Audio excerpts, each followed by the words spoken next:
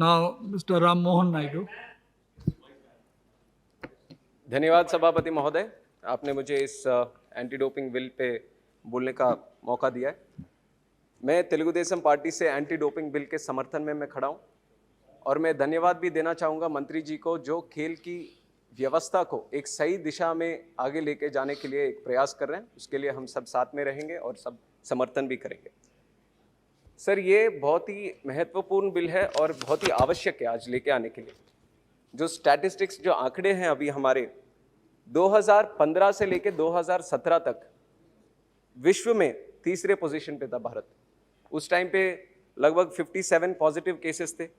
उसके बाद अगर देखा जाए तो 2018 में 117 पॉजिटिव केसेस हुए, 2019 में 255 केसेस हुए। तो इस तरह से अगर देखा जाए तो ये केसेस बढ़ते जा रहे हैं। और आज भी थोड़ा दुख की बात है, जो कॉमनवेल्थ गेम्स होने वाले हैं उसमें भी लगभग 10 खिलाड़ी फेल हो गए, जो डोप टेस्ट है। तो बहुत ही आवश्यक है, इसको लेके आने की ज़रूरत तो बहुत ही है। और बहुत डेलिब्रेशंस के साथ भी, सेलेक्ट कमेटी के बाद बहुत ही legal experts, medical experts, sports के एक्सपर्ट्स, सबके साथ डिस्कस करने के बाद ये बिल लेके आए।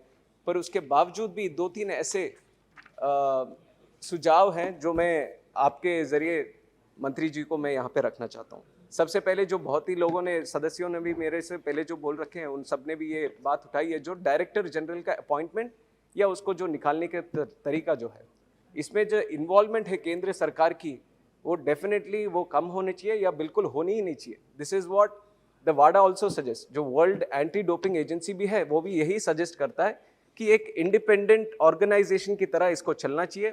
उसमें मिनिमम गवर्नेंस इंटरफेरेंस होना चाहिए ताकि वो अपने काम सही तरीके से बिना कोई इन्फ्लुएंस के साथ वो करे। और वाडा को क्यों इम्पोर्टेंट हम लेना चाहिए, क्योंकि एक देश ने इसी तरह वाडा के जो सजेशंस थे उसको नकारा, तो उनको पूरे ओलंपिक से ही बैन हो गए वो रशिया। तो इसलिए हमें वाडा को बिल्कुल ध्यान में रख के कोई भी अगर निर्णय हम लेंगे तो ज़रूर उनके जो सजेशन है, उनके जो राय है, हमें ज़रूर पॉजिटिवली लेना चाहिए। सर, इसके बाद दूसरी जो बात है, अभी क्रिमिनल सीआरपीसी भी हमने ऐड किया है इसके ऊपर। तो ये बिल क्लॉज 19 भी सजेस्ट करता है कि NADA can enter, search and seize for anti doping activities under CrPC.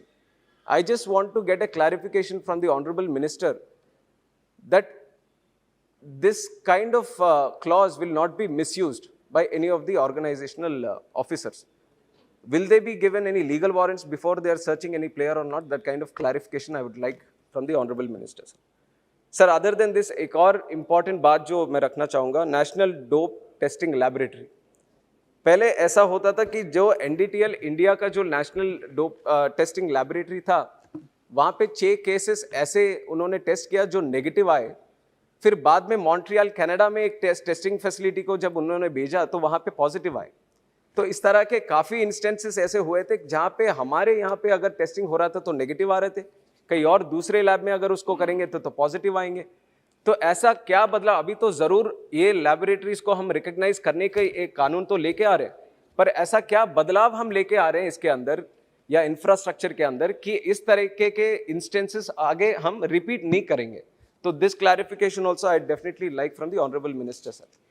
Sir, the third point that I would want to make, इसमें एथलीट को डिफाइन किया है, but the only confusion that I have right here is if there is any player, foreign player, who is coming from outside the country and competing in an event in India, will he be under the ambit of this law or will he be under their own parent country law? तो ये भी अगर, क्योंकि athlete को पूरी तरह से उसमें डेफिनेशन में मैं समझ नहीं पा रहा हूँ कि अगर बाहर के खिलाड़ी यहाँ पे आके इस देश में खेलते हैं, क्या वो भी इस कानून के अंदर आते हैं कि नहीं आते? तो वो भी एक बार क्लैरिफाई करना पड़ेगा सर। सर, इसके बावजूद sir, more like a suggestion जो बाकी लोगों ने भी दिया है, awareness is definitely a very important point that we should concentrate on. हम भी देखते हैं कि ज़्यादातर प्लेयर दूसरे लोगों के प्रेशर में आने के बाद, क्योंकि हमारे यहाँ पे है स्पोर्ट्स में कि मेक इट और ब्रेक इट, एक ही तरीका है कि आप वो टॉप में रहना चाहते हो तो परफॉर्मेंस पे ही बेस्ड है।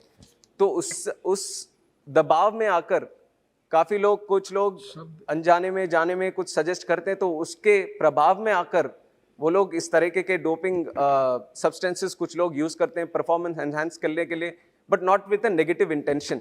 तो जरूर इसको टैकल करने के लिए अवेयरनेस प्रोग्राम्स जैसे पहले भी स्पीकर्स बोल चुके हैं, तो वो जरूर करना चाहिए सर। सर टू सारे पॉइंट आ गए। yes I know sir, but from my party also I have to make this. Sir, All your points have come. Two more points, I'll just close it. Sir, the other point, we are seeing this sports competence of our nation by looking at the medals we win. सारे विश्व के competitions देखते हैं कितने medal आए, तो उस हिसाब से हमारे देश का स्पोर्टिंग अच्छा चल रहा है कि नहीं चल रहा। पर अगर सही तरीके से हम अपने कॉम्पिटेंस को, स्पोर्ट्स कॉम्पिटेंस को अगर देखना चाहेंगे, तो हमें अपने अंदर देखना पड़ेगा सर। गांव-गांव में देखना पड़ेगा, हमारे स्कूल्स में देखना पड़ेगा किस तरह का इंफ्रास्ट्रक्चर वहां पे बन रहा है, किस तरह से बच्चे वहां पे स्पोर्ट्स में जुड़कर वो अपने दिल से वहां पे खेल में वो शामिल हो रहे हैं, ये सब देखना पड़ेगा सर। तो इसके लिए मैं स्पोर्ट्स मिनिस्टर से रिक्वेस्ट करूंगा कि स्पोर्ट्स का इंफ्रास्ट्रक्चर स्कूल्स में भी इम्प्रूव किया जाए। जब वो शुरू करेंगे हम, तो जरूर उसके प्रभाव से हम ये इंटरनेशनल लेवल पे वो मेडल्स हम आगे देख पाएंगे सर। तो We have a discussion in under Rule 193. yes, but I don't know if it will come or not, so I'll just make It the is point. being listed every day. It will come. I thought only the reply is pending in that. ठीक। The discussion hoga, then I'll save my points for the later, sir. So I'll like to. So nice of you. Thank you, I Ram Mohan support the bill, sir. Thank you. Thank you, Ram Mohan Naidu ji.